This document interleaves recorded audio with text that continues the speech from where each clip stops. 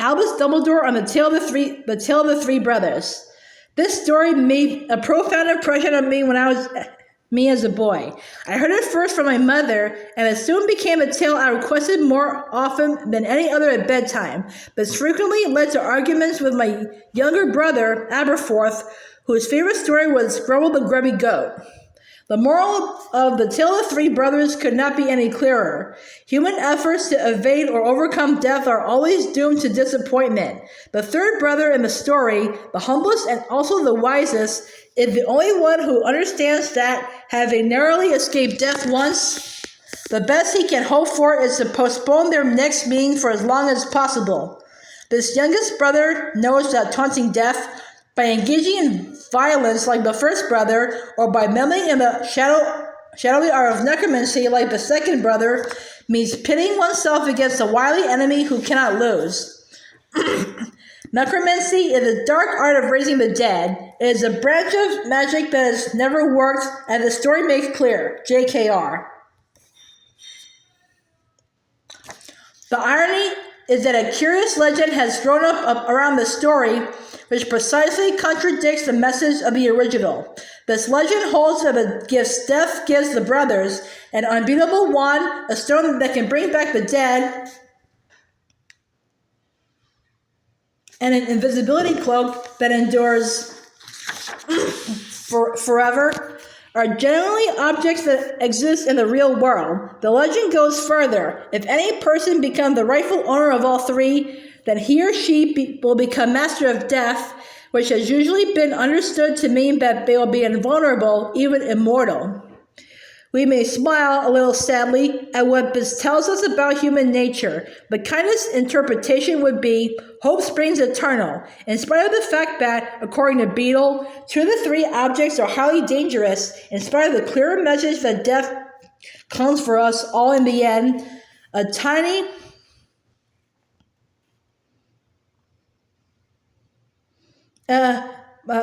minority of the wizarding community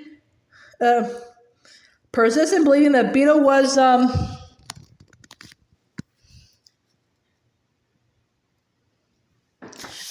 sending a coded message, which is the exact reverse of the one set down in ink, and that they alone are clever enough to understand it.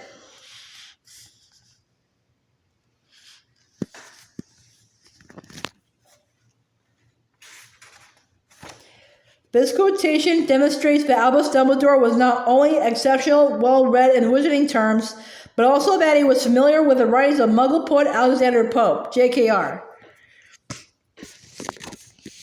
Their theory, or perhaps desperate hope might be a more accurate term, is supported by little actual evidence. True invisibility cloaks, though rare, exist in this world of ours. However, the story makes it clear that Death's cloak is of a uniquely durable nature. Invisibility cloaks are not generally infallible. They may rip or grow opaque with age, or the charms placed upon them may wear off, or be countered by charms of revealment. This is why witches and wizards usually turn, in the first instance, to disillusionment charms for self-camouflage or concealment. Albus Dumbledore was known to be able to perform a disillusionment charm so powerful as to render himself invisible without the need for a cloak. JKR. But through all the centuries that have intervened between Beedle's day and our own, nobody has ever claimed to have found Death's cloak. This is explained away by true believers thus: either the third brother's descendants do not know where their cloak came from, or they know and are determined to show their ancestors' wisdom by not trumpeting the fact. Naturally enough, the stone has never been found either.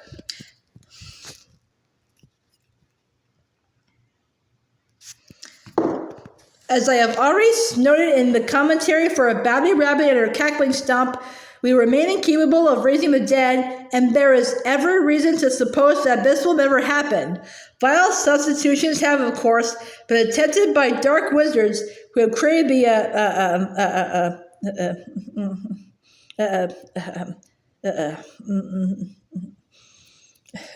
inferi of corpses reanimated by dark magic.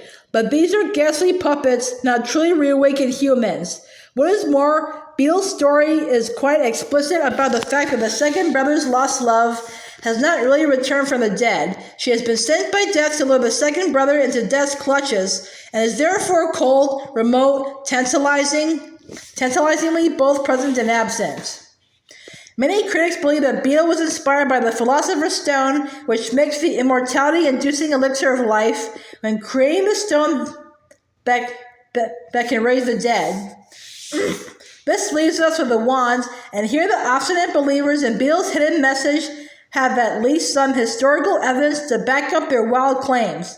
For it is the case, whether because they like to glorify themselves or to intimidate possible attackers, or because they truly believe what they were saying, that wizards down the ages have claimed to possess a wand more powerful than the ordinary,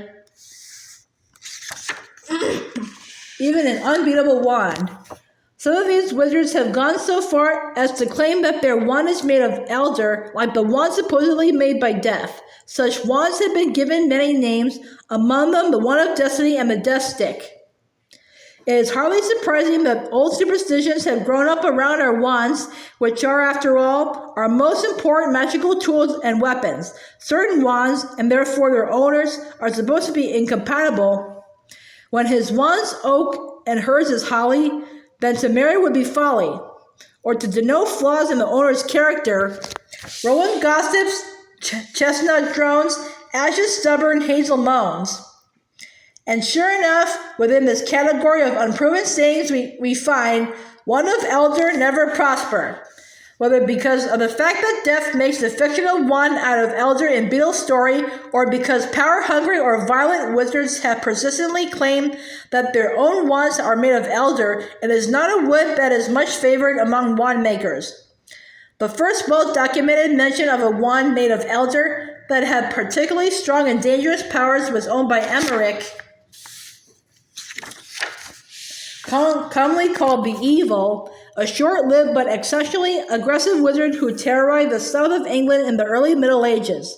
He died as he had lived, in a ferocious duel with a wizard known as Egbert. What became of Egbert is unknown, although the life expectancy of medieval duelers was generally short.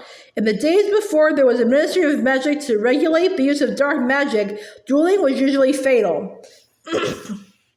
A full century later, another unpleasant character, this time named Gunnelot, advanced the study of dark magic by writing a collection of dangerous spells with the help of a wand he described in his notebook as "my most wicked and subtle friend with body of Elhorn," an old name for elder.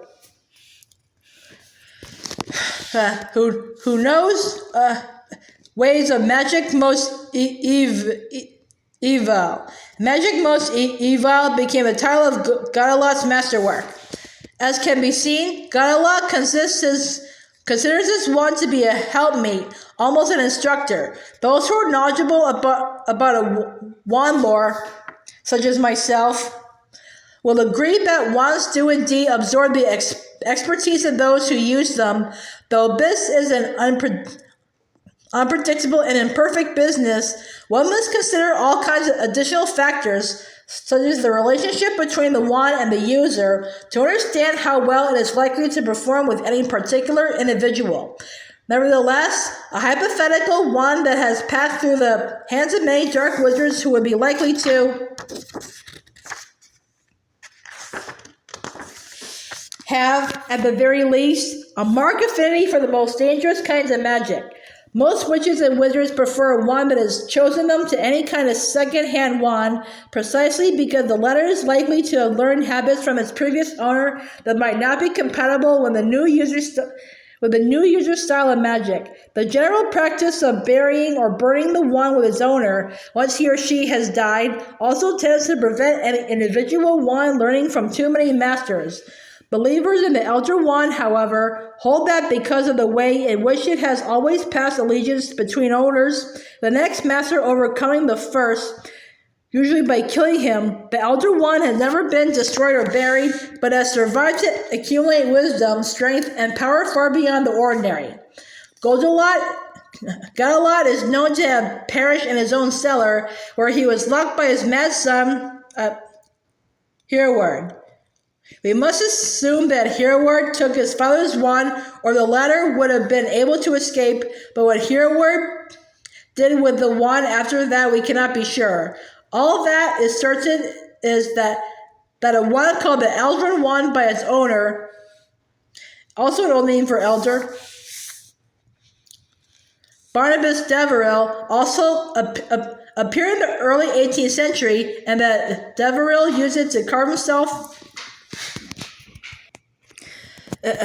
until his reign of terror was ended by the equally notorious Luxius, who took the wand, rechristened it as the death stick, and used it to lay waste to anyone who displeased him. It is difficult to trace the subsequent history of Luxius's wand, as many claim to have finished him off, including his own mother.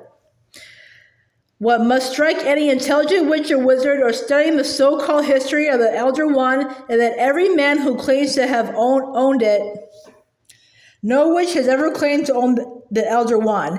Make of that what you will. Has insisted that it is unbeatable, when the known facts of its passage through many owners' hands demonstrate that has it not only been beaten hundreds of times, but that it also attracts trouble as Grumble the grubby goat attracts flies. Ultimately, the quest for the Elder Wand merely supports an observation I have had occasion to make many times over the course of my long life, that humans have a knack of choosing precisely those things that are worst for them. But which of us would have shown the wisdom of the third brother if offered the pick of death's gifts? Wizards and muggles alike are imbued with a lust for power. How many would resist the one of destiny? Which human being, having lost someone they loved, could withstand the temptation of the resurrection stone? Even I, Albus Dumbledore, would find it easiest to refuse the invisibility cloak, which only goes to show that, clever as I am, I remain just as big a fool as anyone else.